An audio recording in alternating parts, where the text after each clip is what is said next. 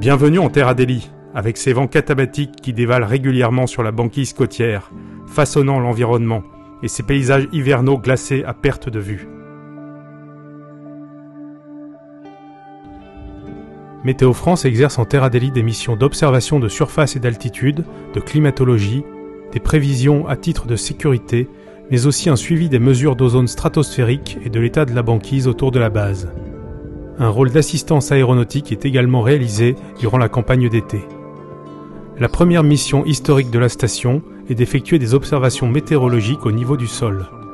Comme de nombreuses autres stations météo, on y mesure ainsi en permanence la température et l'humidité dans un abri, situé sur les rochers à une vingtaine de mètres des bureaux, la pression atmosphérique, la vitesse et la direction du vent au sommet d'un mât d'une dizaine de mètres accolé à nos bureaux, et encore la durée d'insolation et le rayonnement solaire global sur le toit de notre bâtiment. Le matériel utilisé est classique avec quelques spécificités. L'abri météo a la particularité d'être protégé par un petit panneau du vent dominant de sud-est afin de limiter les intrusions de neige à l'intérieur, notamment en cas de blizzard. Ces observations automatisées, dont notre technicien veille scrupuleusement à la permanence et à l'exactitude, sont complétées par des observations humaines toutes les 3 heures entre 7h et 19h locales. Il s'agit alors de coder le temps sensible, neige, chasse-neige souvent, d'estimer la nébulosité totale, celle des différents types de nuages et la hauteur de ces derniers, un exercice pas toujours simple à effectuer, surtout au début et la nuit.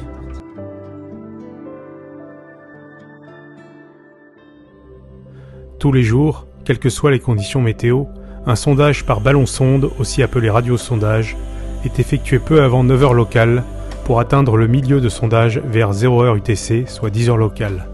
S'il y a une anomalie qui apparaît dans les mesures, soit au moment du lâcher, soit pendant le vol, avant d'atteindre une certaine altitude, il faut effectuer un second lâcher. Dans des cas plus rares d'un second échec, on peut même le faire une 3e fois. Le site de lâcher, à la sortie de l'abri de gonflage, est idéal car situé à l'extrémité nord-ouest de la base, en surplomb des rochers qui délimitent l'île des Pétrels à cet endroit. Avec des vents très régulièrement orientés au sud-est, les ballons filent ainsi vers le large tout de suite, sans risquer de rencontrer les bâtiments. Néanmoins, le défi est de taille quand il faut effectuer ces lâchers par vent violent, voire tempétueux.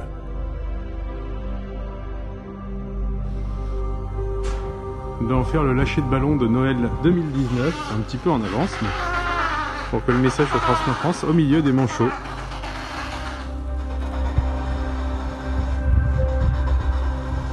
Il existe un autre type de radiosondage que nous effectuons pour le compte du laboratoire Atmosphère Observation Spatiale de l'IPSL, le radiosondage ozone.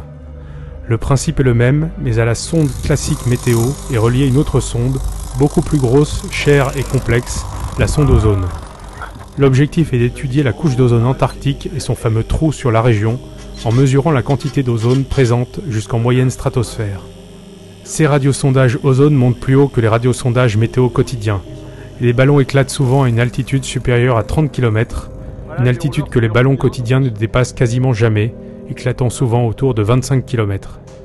Les vols durent souvent plus de 2 heures, contre 1h30 pour les radiosondages météo.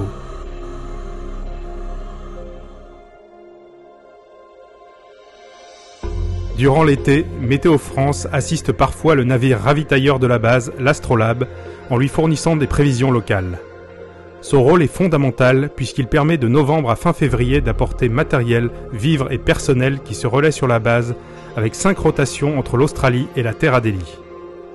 La base du Mont d'Urville est habitée de façon continue depuis 1956, avec une population plus importante durant l'été austral, qui permet avec la dislocation de la banquise une approche par bateau. 2 populations s'y côtoient ainsi à cette période, les campagnards d'été et les hivernants.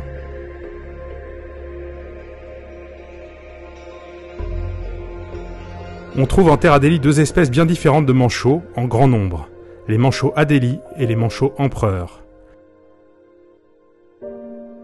On les voit, on les entend et on les sent de façon quasi permanente sur la base en été.